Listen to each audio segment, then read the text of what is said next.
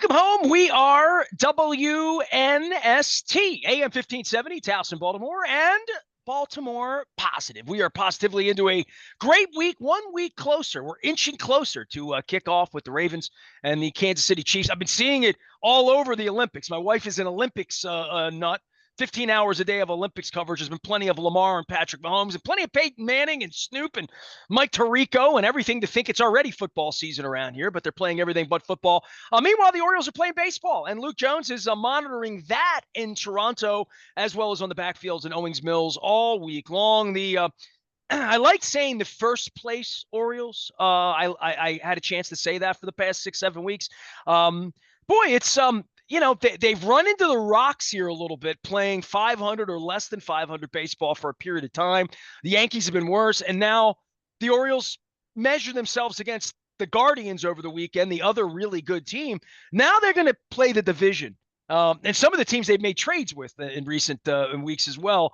On the road, out of sight, out of mind. Ravens are going to play a meaningless game on Friday here this week, but an important week here to sort of establish all of these changes that you and I have outlined in the lineup and all the things that have gone on. But we're also going to get to see where Toronto and Tampa are this week, not bound for the playoffs.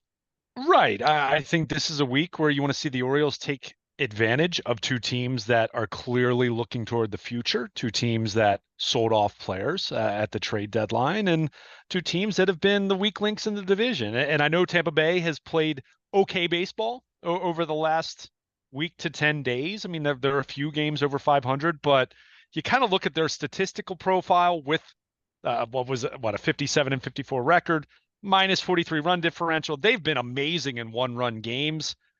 They're not, and even more so now with having traded off the players that they've traded.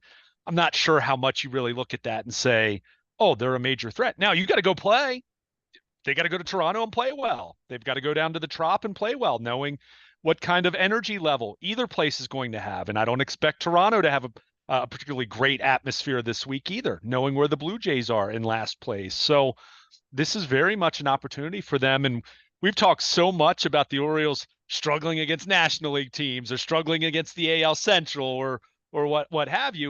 You know, they've been pretty good against their own division this year, right? And, you know, we've seen them take care of business largely. So this is a week where you want to continue to do that because the Yankees, like the Orioles, have been playing better of late. And certainly we saw over the weekend as both teams won Saturday and Sunday to stay in this first place tie. But, you know, there's no let up here. So I think you always have to be mindful of playing a division opponent where I think there's, even for teams that aren't very good, Tampa and Toronto are still looking at the standings and saying, you know, how can we mess things up for the Orioles? How can we mess things up for the Red Sox and the Yankees? So you definitely have to go and play good baseball. And, you know, that's the challenge right now. I mean, you're going to be on the road for another week or so.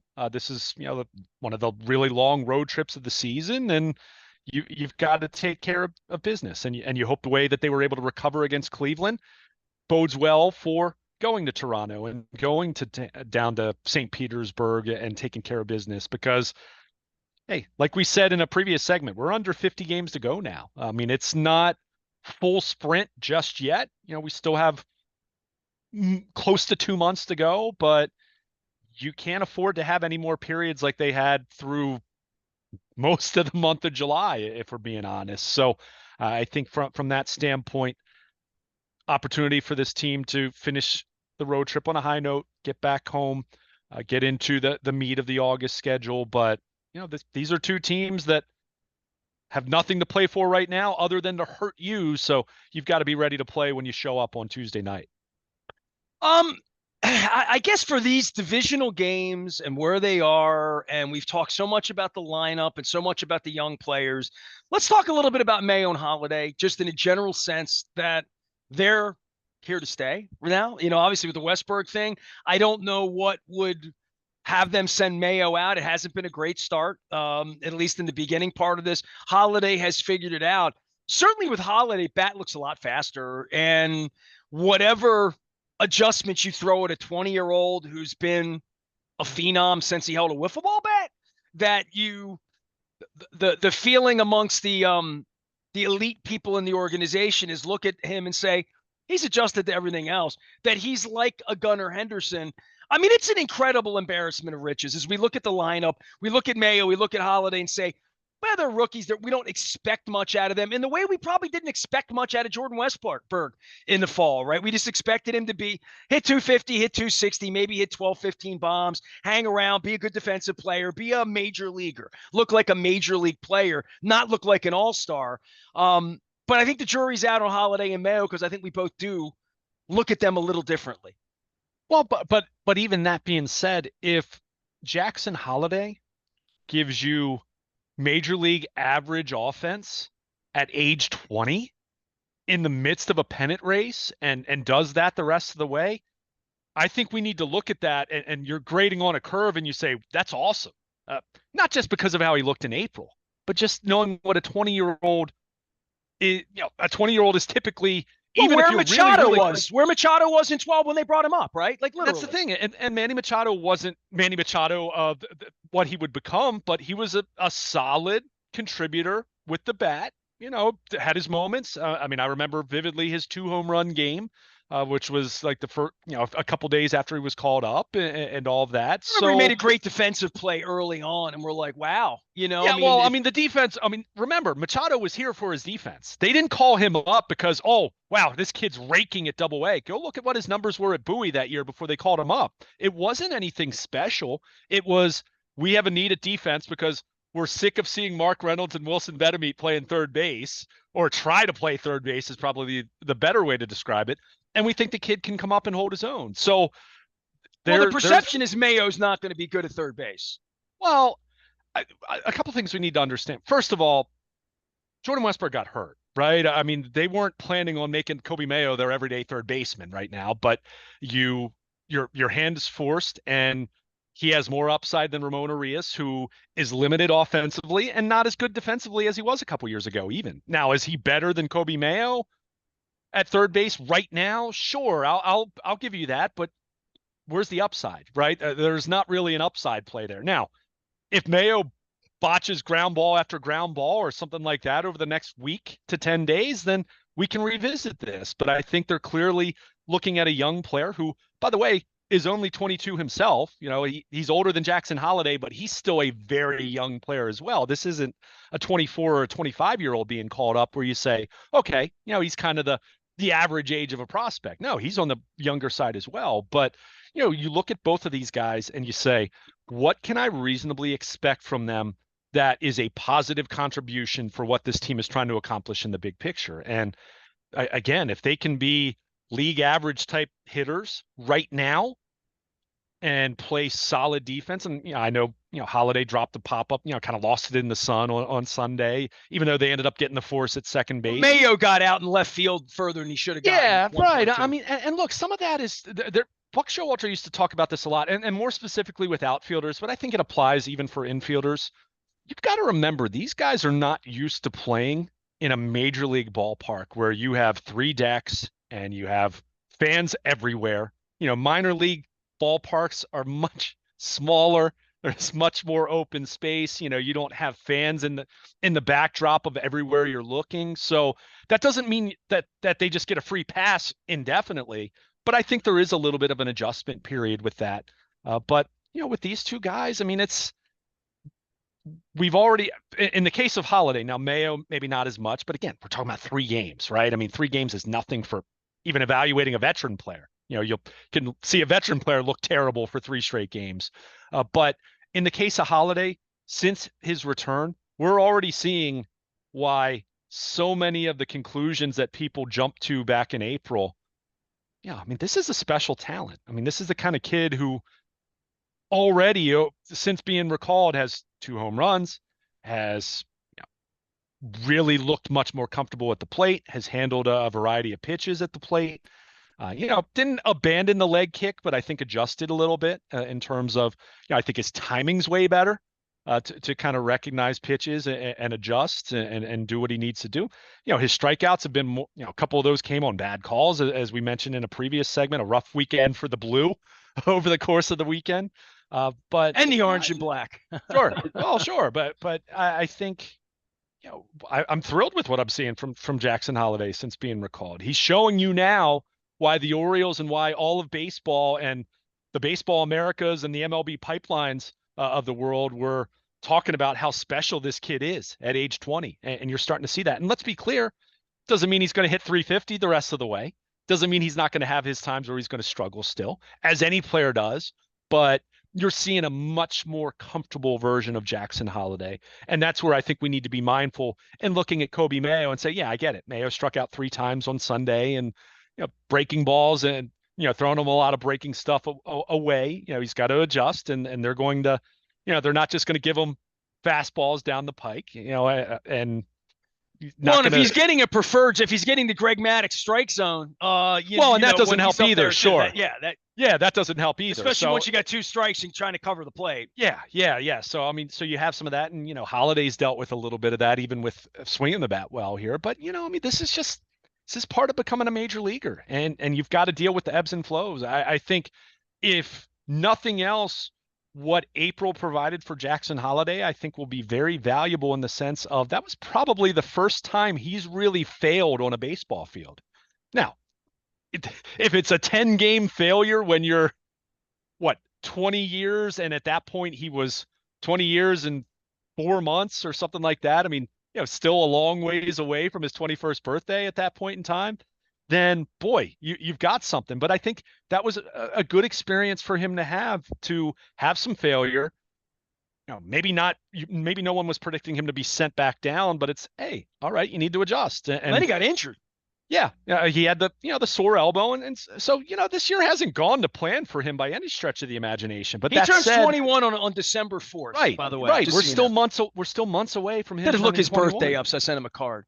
Yeah, exactly. But I mean, we're talking about someone who can't legally drink a beer yet, and he's playing Major League Baseball, and he did it at a high level over the course of the weekend in Cleveland against the best team in baseball record-wise. So he's fine. And what I mean by that is, just let him play. Mayo, we're going to see, right? I mean, maybe he has dramatic enough struggles where they end up sending him back because, it happened to Colton Cowser last year. It happened to Holiday earlier this year. We saw Gunnar Henderson really, kind of flounder the first 6 weeks of last season, right? Where really it was only his ability to draw walks. But this is a tough 6 weeks if Westberg's out and you're going to play Mayo at third base. And we're seeing Urias play a week and a half from now because it didn't work. That would be disappointing, especially with Westbrook probably not coming back during the regular season at least. Well, I mean, we don't know. He's not going to come back till the end of the regular season the way it's looking. I think probably a best case scenario, and they've been vague about the timeline, but you kind of look at that injury, you kind of think of something like that. Even on the better side of things, it's a 4 to 6 week kind of thing. It's a hand thing, gripping the bat, gripping the ball, all of it. Yeah. It's just terrible. Yeah. I mean, it's tough. I mean, it's good that it's the hand, kind of below the pinky is where it was rather than in the wrist and something like that. So it's better there, but yeah, it's not ideal. And even when he comes back, is he going to look like Jordan Westberg right away? So it's unfortunate, but it's not losing your franchise quarterback in the NFL or your top scorer in the NBA where everyone still has to wait their turn. As great as a player is, he's one of 9 that goes to the plate every night. So, you need other guys to step up. And that's where Holiday coming up and looking like he's got a chance to do some damage for them and be a plus contributor for them is great. That helps right there, even if it's not a 1-for-1 trade-off there in terms of position and all that. But, we'll see what happens with Mayo. I mean, a week from now, we might be talking about Kobe Mayo making a late push for Rookie of the Month or something like that. I mean, who knows? But, you have these guys who have such upside. And the thing that I do like about them calling up Mayo now, even if their hand was forced, is understanding, he's probably going to scuffle a little bit because we've seen everyone from Rutschman on down struggle when they've been called up to the major leagues. But if you can get that out of the way over the next 3 to 4 weeks, and when I say struggle, I don't mean struggle like Jackson Holiday struggled in April, where it was so much swing and miss, so many strikeouts, so much a look of someone who was overwhelmed, right? Let's say it's more of the, okay, he might be hitting 190, but he's putting some, making some hard contact, and for the most part, he looks okay at third base. I can live with that for a few weeks with the idea in mind that that's going to make him better potentially for September and October. And if he's truly the kind of upside offensive player that I think they believe he's going to be, then he could potentially be a real contributor and a real force for them come September and October. But you got to take your licks some, right? I mean, you've got to acclimate. And the reality is, yeah, you can put Ramon Arias in there, but what are you really getting there? I think we know what Ramon Arias is at this point in his career. And I think it's, you know, a guy who might play for a second division team, but he's a bench player. You know, he's a reserve. He's more of a utility type at this point in time. So I think they want to give Mayo as many opportunities here as possible to get his feet wet and see what it looks like. Again, if he's hitting a buck, a buck 20 2 weeks from now and he's striking out in half his plate appearances, then it's probably a decent chance he ends up getting sent down. But I think you want to really see what this looks like and give him every opportunity because of what you just said. You don't know if Jordan Westburg's going to come back. So if he's not, if he has a setback or if they find out the fracture is worse than they thought and he's done, then the more opportunities you've given Kobe Mayo, the increased likelihood or probability there is that come mid-September and into October, he might be able to be more productive for you. So it is such a challenge. And we talked about this a lot in our previous segment where you have so much roster churn that we've seen here with so many new pieces and guys called up and guys traded and veteran players coming in, including veteran players who were playing for really bad teams like Eloy Jimenez, who had a bad year in Chicago. But my gosh, the White Sox have lost 20 games in a row. I mean, can you imagine? Is anyone going to flourish in that environment? So it really is a case of adding these new pieces, whether we're talking about the rookies or these veterans that have come in from other teams and seeing what's going to work out. And that's where it is a bit of a challenge for Brandon Hyde to kind of, and this front office to want to win games every night, and that's paramount. But yes, you are doing some evaluating right now as well, and that's a tricky balance. That's a tricky balance to try to strike there. But they've lost 20 games in a row. Right, that's what I'm saying. It's crazy, right? We recall. It's easy because we try to forget, but the 2021 Orioles lost 19 in a row in August, right? They've been worse than that. And we saw what that looked like 3 years ago. So in the case of Jimenez, you bring a veteran player in who 5 years ago looked like he was going to be a serious all-star kind of slugger. And he's got a specialized role now. And the Orioles have not taken on much financial risk. And you just say, what's it going to look like? If he stinks and doesn't swing and what he did over the weekend is all he does as an Oriole, then he might not be on the team 3 or 4 weeks from now, or he's this generation of Orioles. It sounds to me like something that Brandon Hyde likes him and wanted him on the team. Well, it sounds like. I don't think Brandon Hyde was the one who, he wasn't the driving force, but I do think what they said is, okay, we need some more right-handed pop. And Eloy Jimenez is someone who's having a bad year. White Sox are desperate to get rid of him. It's not going to cost us anything of consequence whatsoever. If we're willing to take on a little money, but they're going to pay some of his salary as well. Let's take a flyer on it. Do we want him on the team? Do we want him on the team? Sure. That was the question. And then at that point they ask, hey, Brandon, what do you think about Jimenez when he was in the Cubs system? And, what do you think of him? Did you get along? Did you have any meaningful experiences with him? All that. Like, tell us about it. And look, that was a long time ago. So whatever that is, 6 years, that's an eternity when you're talking about trying to figure out who a player is. But personality-wise and what he does best and what might get him to tick, maybe there is a little bit of extra insight there. But a lot of this is just they took a flyer. This is not a high risk. They did not give up a prospect for him. They basically said, we'll take him off your hands if spend a little money and help cover. It's a free player, literally. Yeah, exactly. Yeah. And if what he did over the weekend is all he does as an Oriole, then hey, he helped you win some games on Saturday and Sunday, right? So you kind of look at it through that lens. And, that's really the case with any of these veterans they brought in. Sir Anthony Dominguez, we've seen pitch in some high leverage. Gregory Soto had a brutal debut, but I think they want to see what he can do. A hard throwing left-hander and certainly has swing and miss. And at one point in time was an all-star closer, albeit for the Detroit Tigers, a team that was bad at the time.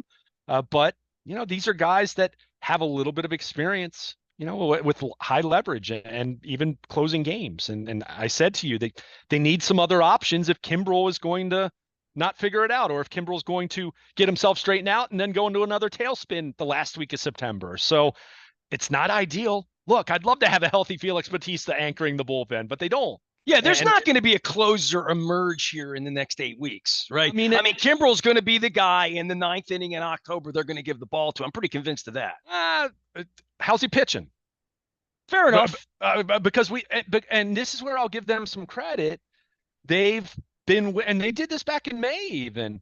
I agree with you. If Craig Kimbrel looks right and he gets on a roll like he was in for the second half of May through the month of June, then yeah, he's their ninth inning guy. I'm not suggesting that, but if he's going to waver and if he's going to labor and not look like Craig Kimbrel at his best and start to struggle, and if he blows a game or two, then I'm looking at other options. That doesn't mean he's banished to the sixth inning, but I'm going to look at the matchups and say, hey, this might be a spot for Sir Anthony Dominguez to come in and pitch the ninth inning, because it's, three righties up, and, he's got some numbers against these guys, and, this guy doesn't hit the slider very well. So, you kind of just look at it through that lens. I mean, you need other options. So yes, I'm with you in the sense of if Kimbrel rights himself, then yeah, he's the closer. But I'll continue to say, I think any team that tries to treat their closer like he's a shutdown closer and just unconditionally pitches him in the ninth inning every time there's a save situation,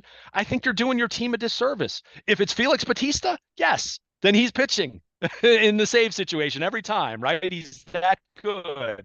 Or, you talk about, I mean, even Clase for Cleveland might not be the best example because they've got 3 or 4 other arms that are really good, but pick whichever truly great closer that you like in today's game. Craig Kimbrel is not that guy anymore. He is a closer, but he's not an elite shutdown closer, no questions asked. So if you don't have that guy, then I think a team should, they're doing themselves a favor by opening it up a little bit more and not being married to the same guy for the ninth inning, unquestionably. I think pick your spots. There might be a time where it makes sense to go to a lefty for the ninth inning because you've got 3 or 4 guys due up that are left-handed swingers. So, I think we saw the Orioles do this in September last year on the heels of Bautista being hurt. Brandon Hyde did match up much more. Now, you do have Craig Kimbrel. And again, if Craig Kimbrel looks right again and gets some stuff straightened out, then fine. But I think you have enough options. I don't think I'm not going to sit here and say I trust all of them unconditionally 100%, but you have enough options where explore, make it a little more matchup based, look at it through that lens. So that's where I kind of said this is the challenge right now when you have so many new parts, whether you're talking about lineup or the bullpen, or let's face it, we haven't even talked about this. Trevor Rogers, new to the rotation. Zach Eflin, new to the rotation. Eflin so far, so good, right? Pitched well over the weekend. Rogers, not so good in his debut. Pretty bad, quite frankly. But you're trying to figure out what these guys can do. What's the best spot for some of these guys? When do you pull Eflin? When do you pull Rogers? When do you leave them in there a little bit longer? So there is. You're trying to win every night. Let's be clear. It's not an excuse, but at the same time, you are trying to learn about these players a little bit because, nothing's determined on August 5th or August 10th or August 20th. Yes, you want to keep winning. Yes, you want to win the division and beat out the Yankees, but the ultimate goal is still October and making a deep October run. And they've got to learn about some of these new pieces they have to kind of figure out what's going to be the optimal use, the optimal lineup, the optimal bullpen usage, what our rotation is going to look like, all those different things. If you're Brandon Hyde and Mike Elias, there is a little bit of that goes on, and that's scary because you'd like everything to be set in August, but that's just not where this team is right now. So makes for some unsettling moments, but I think it also makes for some fun moments because who knows? Sir Anthony Dominguez could go on an absolute roll, and maybe he does become their at least part-time closer the rest of the way. I mean, he did that for Philly a couple years ago, and Gregory Soto was an all-star closer at one point in time. I'm not saying it's going to happen now, but you at least are intrigued by the options that you're adding here. They've added more swing and miss, and it's just a matter of the ideally Craig Kimbrell gets himself situated and looks like he did earlier, after he had his little swoon in early May, but they also have to plan for the possibility that that doesn't happen, or he goes through another one of these. And I think the key, and this is where I'll give Hyde some credit, they have not, they've shown a willingness to say, Craig, we love you, but you're struggling right now. We're going to go with someone else for the time being. And you might pitch the seventh inning or the eighth inning, for a little while, and we'll come back to you, but we need you to be right. So they have not just said, oh, he's our closer, he's our closer, he's our closer, no matter what. And, it'd be foolish to proceed that way, because he's just not that elite guy that he was a decade ago. But if you use him correctly, I think he can still be really good. And I think he can still, they're going to need him. Let's be clear. If Craig Well, Kimbrell it's goes three in outs at a time, inning by inning, right? Oh, night by night. And case by case, based on what your lead is, based on how far your starter went, based on who pitched yesterday, based on this week, they actually had a day off. It feels like they haven't had a day off since April to me, right? Like days off are like, they don't play today? What? You're kidding me, right? It feels like they went the whole month of June and didn't have a day off. It feels like they play baseball twice a day every day in some cases. Oh, yeah. I mean, we talked about June a lot, and how much of that contributed to their struggles. It's probably a factor, right? I mean, they had so few days off, but hey, it's also baseball, and you've got to. And they had guys injured at that point. They didn't have Kramer at that point. All the arms started to fall off. I mean, that was tough. Yeah, it was tough. And that's the thing. I mean, that's why. Look, I understand, and look, I've expressed concern. You and I've expressed concern about this baseball team over the last 5 weeks, but you also need to take a step back and say, okay, as bad as it looked for a while there, as concerning as it felt for a while there, they're 21 games over 500 in the first week of August, even after a 5-week period where they played 90 plus lost baseball in terms of pace. They're fine. They're right there with the Yankees. Rotation with Suarez and Cole Irvin and whatever that looked like for a long period of time. All of that, right? I mean, nothing. It hasn't gone perfectly, and the Yankees are the same way. And for as much as they struggled, the Yankees struggled. Cleveland went through a period of time where they weren't playing as well. I mean, look in the National League. The Phillies haven't been right for a while now, to the point where the Braves, despite all the Braves injuries, have kind of climbed back into that race a little bit more. So, it's 162, right? I mean, as much as it's fun to talk about the pace that they were on earlier and say, oh, well, they've got a chance they might equal the 69 and 70 Orioles. Yeah, when you see a 6 in front of the percentages, that's when things change to me. You're playing 610, 620 ball. That's different than 577 ball. Anybody can play 577 ball, Well, not anyone can play 577 ball for a period of time, right?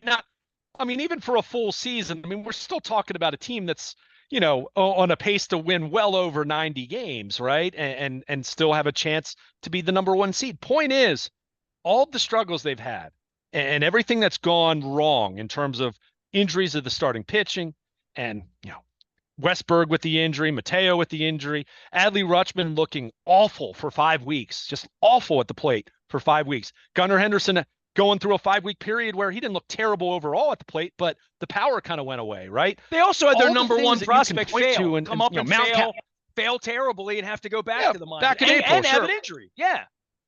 Right.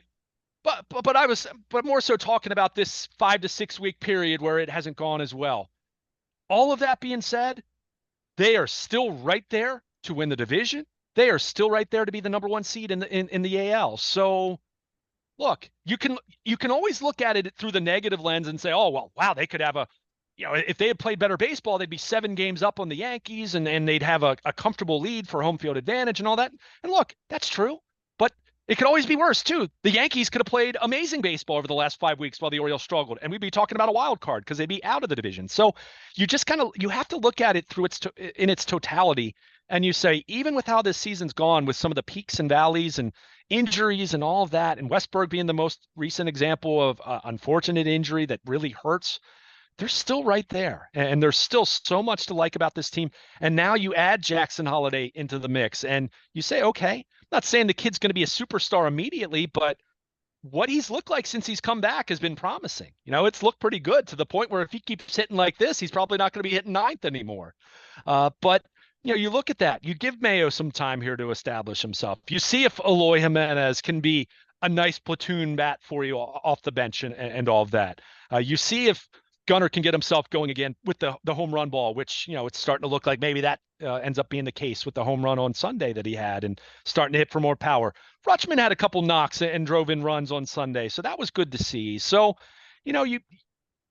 I think you still have to look at what this team's been for now over 4 months on the heels of what they did last year and say, there's still so much to like about what they are. And now, how about the fact that they won on Sunday with Corbin Burns having probably his worst start of the year, right? He gave up 5 runs, albeit 4 of them earned, but the unearned run was because of the error that he committed. So yeah. And you could see he was not pleased with that. sure, but that's going to happen, and they won, right? I mean, how much have we talked about the last few weeks where we say, wow, if it's not Burns or Grayson Rodriguez, and now Eflin obviously being added into that conversation, if it's not one of those guys starting, boy, they're in trouble. Well, Burns didn't pitch well on Sunday, and guess what? It didn't matter because they still won because they ended up scoring 9 runs. So it was good to see. So the offense has come alive. Pitching, is still very much an open book in terms of what it's going to look like. You really hope that, I feel really good about the Orioles' top 3 in the rotation now with Eflin in that picture. Kramer, it's how's he going to be pitching come the last week of September? And same with Trevor Rogers, right? I mean, these are your number 4 and 5 starters, whichever order you want to put them in. And what you're hoping is one of those guys is pitching well enough to say, hey, when we need a number 4 starter in October, then that'll be the guy. And the other guy will be in the bullpen then in long relief. So, there's a lot of, I keep using the word evaluation, and I know people don't want to hear that when you're talking about a contending team, but when you have as many new pieces as you do, you are trying to figure out what's going to fit. Where is Gregory Rogers going to fit or Gregory Soto? I'm sorry, mixing my left-handers together right there. That's Trevor. Where is Gregory Soto going to fit as far as best ways for Brandon Hyde to use him? Where is Sir Anthony going to fit in terms of where to use him? What's this mean for Cano now? Your hope part of this is also hoping you don't have to work Cano and Jacob Webb quite as hard as you have all season, because you're hoping you add another guy or two here that you're going to come to trust. Now, Soto, his first time out, not so much. Well, you gave him a B minus 2 weeks ago on the trade deadline, right? Or a week ago. It feels like a month ago, but a week ago. Feels like a while ago. Happened, right? It was a long time ago. The trade, it hadn't even been a week. It's been 6 days as we said, 5 days as we sit here and talk. But you gave him a B minus in regard to the deadline. That becomes an A minus if one of the relievers is good, if one of the starters really establishes. It wasn't Rogers last week at this point, but he made changes around the edges without giving away the farm. We'll judge that 2 years from now when Mayo and Holiday and all the guys he didn't deal and Basayo, these guys are all going to be a part of this thing, that you don't give those pieces up. But there is an expectation they better have a parade here in November, or whatever they did wasn't good enough. And that's a different sort of measurement for we sit here every time I talk anything about the football team in August. Everybody says, wake me up the 3rd week of January. I'm like, wow, we've come a long way with the football team. We're getting that way with the baseball team a little bit, to say if they fail again in October and they don't win a game or win one and go home after 4 days early in October, you would start to look at it and say, well, this isn't really about playing to get to October 5th and play a playoff game. They did that last year. We're already assuming they're there, having played 6 under ball all year. Now it's, where are these pieces going to sit in an October lineup? And to your point, you're like, they haven't been afraid to make changes. I mean, just look at the roster. The roster's got 7, 8 guys on it that weren't around here 4 weeks ago, 5 weeks ago. That's a third of the roster. I mean, it's in that territory, no question. Now, and again, I mean, bullpen pieces are pretty fluid, right? I mean, bullpen pieces come and go, especially when you have a bullpen that hasn't had a lot of depth, which has been what we've talked about. How they have 3 or 4 guys, and then the back 4 guys in that pen had kind of been, optionable pieces or guys. You've added 2 starters, 2 relievers. You've added 2 rookies in Holiday and Mayo into different places. You're trying to figure out Jimenez. You're trying to figure all of Austin this. Slater. Thank you very much. So there's 8 guys. Gave you 8 Yeah. names. There you go. Yeah. No, I mean, I agree with you. That's why I said as much of this is you're trying to win, there is a learning element here. There is an element here of how Brandon Hyde's going to use these guys, how how the front office kind of looks at this and say, okay, this is the right spot to use him, or we've tried this and this doesn't look right, so we need to pivot, or Well, they were in the playing case of 620 ball with the guys they had, right? Like, well, let's be honest but about some that. of that, oh, but also that included pitchers that are no longer healthy. That included position players who are no longer healthy. So I mean, it's you part of it was their hand was forced a little bit here with some of these moves, but I think we also saw a team that had some opportunities to try to make themselves better or to try to enhance, and it was nothing dramatic. And look, to go back to what you said about October, But it is you dramatic. know, It's dramatic when you replace a third of your roster. That is dramatic. oh, but not all the, but we're also not talking about all these guys being starting players, right? I mean, Jimenez and Slater, for example, are bench pieces, right? I mean, these are bench pieces or platoon guys. I hear what you're saying, but we also saw this team struggling for a while, and we absolutely saw a need for them to get better in the bullpen and get better on the back half of their rotation, and so they had to do that, right? I mean, you don't just look at it and say, oh well, 620 ball or whatever, then we're fine. We don't have to do anything, right? No, it doesn't work that way. I mean, you want to try to get better, and for what they did. And I would say in comparison to what other teams in the AL did, I think they did well for themselves. I've even seen, Fangraphs did a piece that, Fangraphs has like their projections where they look at postseason probability and World Series probability and all that. And according to Fangraphs, and look, it's one thing and it's a projection system. At the end of the day, it doesn't matter. It's just on paper what it kind of looks like. This Fangraphs, I think it's the Zips projections. Dave Zimborski does those. Said that the Orioles actually improved their World Series probability better than anyone in the AL with the moves they made at the deadline. Now, they were incremental. It's not like the Orioles doubled their World Series chances by what they did. I mean, to your point, it was on the margins, but hey, if you can get better on the margins without giving up too much in terms of draft, or not draft picks, in terms of prospects, then why wouldn't you do it? So, we're going to see how it plays out. And look, they could have made the biggest moves you could make. And that doesn't guarantee you a World Series. That doesn't guarantee you an ALCS. We've talked about it. How many big name trades have been made over the years that either didn't work out or it did work out and the guy was really, really good, yet you still didn't get to the World Series because it's really difficult and it's baseball and it's high variance. And when you have expanded the playoff field to the degree that they have in recent years, it becomes a lot more random events. I mean, it really does. Arizona wasn't the best team in the NL last year. They weren't even close to the best team in the NL last year. The Rangers were a wild card team last year. So it's no longer about, oh, we must win the most number of games we can win in the AL, and then that will assure us of going to the World Series. It doesn't play out that way very often anymore. I mean, it really doesn't. And that's what's kind of scary about this. Look at the Dodgers. Look at how many wins they've accumulated over the last decade. How many World Series did they have to show for it? One, and it was in the weird pandemic shortened year.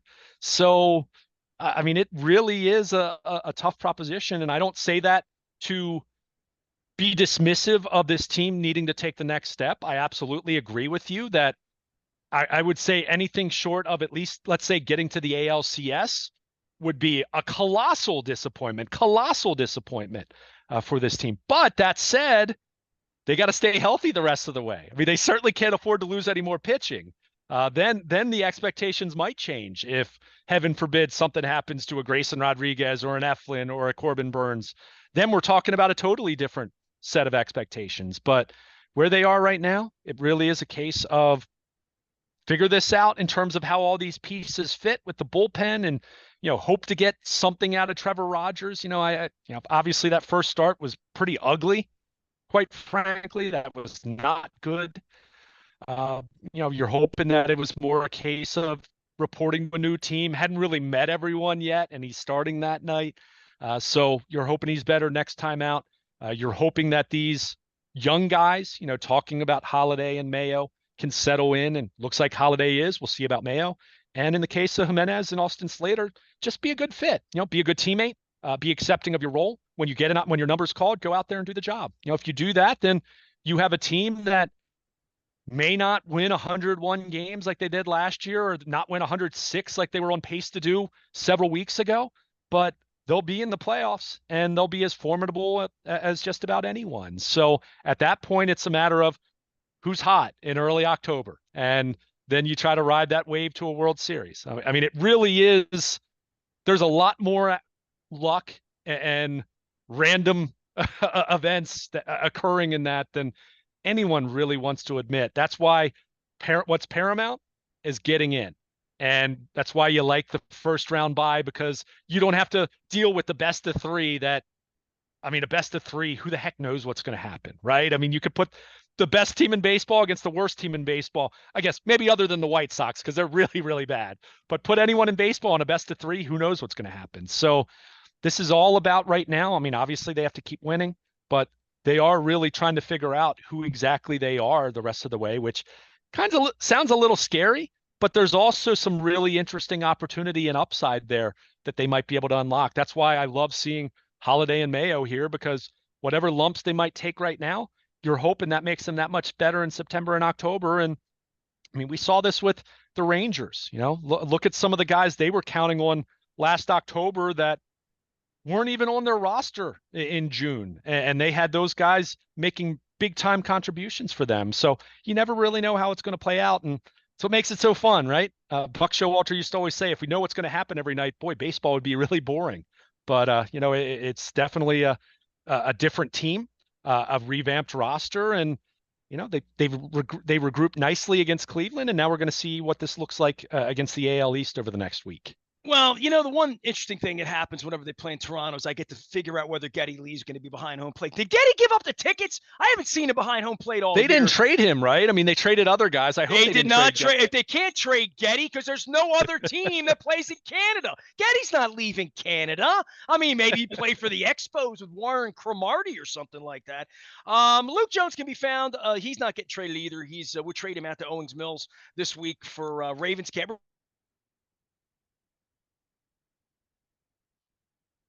We're going to talk a lot of Ravens this week, what's going on there.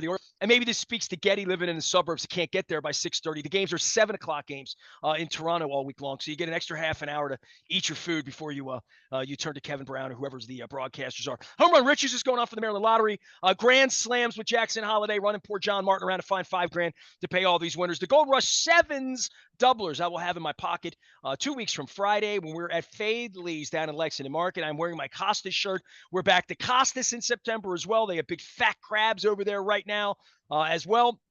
All of our sponsors, we're getting out. We're going to be at Coco's on September 4th.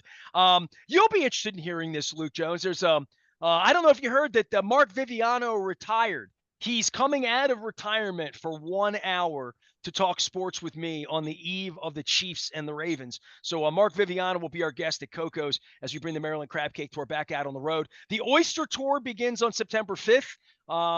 I've got all sorts of, I am looking at these oyster places all around town, going to some new places, really looking forward to that. Damie's had me eating some fried oysters down at Fadley's. So September is a month with an R. So we will have oysters all month long. And the Oyster Recovery Project, I'll be teaching you what that is when they take all the shells and they put them in the little bag and they tell you don't throw the shells away. I'll be educating folks all month about how that makes your crab cakes taste better. I am Nestor. He is Luke. We are WNST, AM 1570, Towson, Baltimore, and we never stop talking Orioles baseball, even when they're north of the border. We're BaltimorePositive.com. Stay with us.